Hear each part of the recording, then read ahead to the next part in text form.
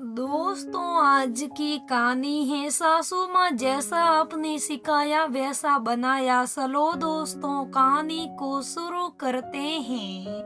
कोस कोस पर बदले पानी, 10 कोस पर वाणी। सस पूछिए तो देश विविधताओं से भरा हुआ है। हर घर के खान पान रहन सहन में बहुत अंतर होता है। ऐसे में बहुओं से उम्मीद कुछ ऐसी ही है कि वह रातों रात नए मॉल में ढल जाए। 25 वर्ष तक एक तरह की जीवन शैली के बाद एकदम अलग परवरिश को अपनाकर नए जीवन की शुरुआत करना आसान नहीं होता। ये कहानी है गौरी की।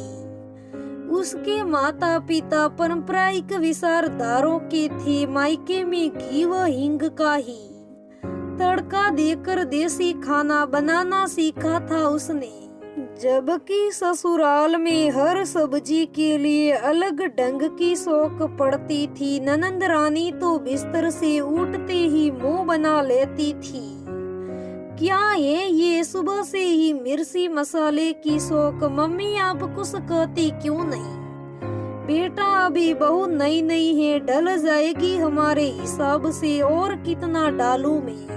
गौरी मन ही मन खींचती और शिवेन से पूछती। शिवेन ने कभी उसका दिल ना दुखाया, बस कहता थोड़ा धैर्य रख लो, बचपना है डेजी में, सब ठीक हो जाएगा। पर डेजी तो हर समय गौरी से नाराजी रहती। क्या यार मम्मी, आप क्यों नहीं बनाती आजकल? कितने दिनों से टिपिकल देसी खाना खाना पड़ रहा है। हर दिन डेजी प्लेट छोड़कर उठ जाती। गौरी ने अपनी ओर से बहुत कोशिशों में कोई कमी ना की। सास से पूछ पूछ कर हर काम करती, फिर भी हर रोज खाने में डेजी के नखरे देखने पड़ते। बुरा तो बहुत लगता, और ननंद सबकी दुलारी थी। उसे देखकर उसे भी अपनी छोटी बहन की याद आती। उसका भी मन करता कभी मायके हो आए। शिवेन के ऑफिस से जब जबलपुर का 2 दिनों का टूर बना तो उसने गौरी की भी टिकट बुक करवा ली। गौरी की खुशी का ठिकाना नहीं था। आखिर पति ने मायके घूमने जाने का इंतजाम कर दिया था। माँ के घर पर मौसी आई हुई थी। उन्होंने गौरी को देखते ही भाप लिया कि बिसारी को कोई तो दुख है इसे। फिर इन्होंने अपनी अपबीती सुनाई। एक बार मेरी सास ने प्याज डालकर सब्जी बनाने के लिए कहा और नानी चली गई। मायके में प्याज का चलन बहुत कम था। आदतन में भूल गई थी। खाते वक्त जब गुलशने अंदाज में आंखें दिखाते हुए मुझसे पूछा, प्याज तो डाला ना होगा?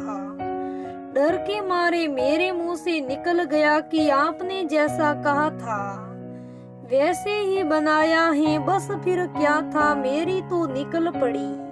दिन में एक बार यही लाइन दोहरा देती। दरअसल करती वही जो करने का दिल चाहता। मेरे ख्याल से तुम वही करो। कैसे मौसी मुझसे ना होगा? आश्चर्य थमा हतो नरोवा कुंजरो। सुना है, हाँ सुना है। बस बेटे वैसे ही करना। तू आज्ञाकारी बेटी है और ईमानदार बहू भी। पर क्या हमेशा औरों के लिए बहू ही ढीले? सारे प्रयास वही क्यों करे? हर समय औरों में मापदंडों पर खुद को कसती रहती तो अपना वास्तविक रूप को खो दोगी। बातें वही मानो जो सही हो। कभी कभी अपने मन की भी सुनो।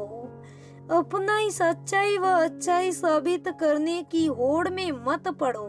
जिस सस से नुकसान हो उससे वह झूठ भला, जिसमें किसी का भला होता है उस झूठ को बोलने में कोई हर्ज नहीं। वाह मौसी, आप कितनी प्यारी हो, बोलकर मौसी से लिपट गई गौरी। वापस ससुराल आई, पर अब किसी बात को दिल पर लेना छोड़ चुकी थी और बड़े आराम से यही कहती कि माँ जी, आपकी ही रेसिपी है, मैंने बिल्कुल वैसा ही बनाया जैसा आपने बताया था, तभी इतना अच्छा स्वाद बन पड़ा है। अब ऐसे ही बनाना, माँ जी खुश होकर कह उठती। उसे और क्या चाहिए था, जब सास का सपोर्ट हो तो ससुराल का जीवन काफी आसान हो जाता है। उस दिन के बाद गौरी ससुराल में खुश रहती, दोनों सास बहू मिलजुल कर काम करती। उसके बाद कभी गौरी से गलत नहीं हुआ। तो दोस्तों, कैसी लगी कहानी मुझे कमेंट करके जरूर बताइएगा।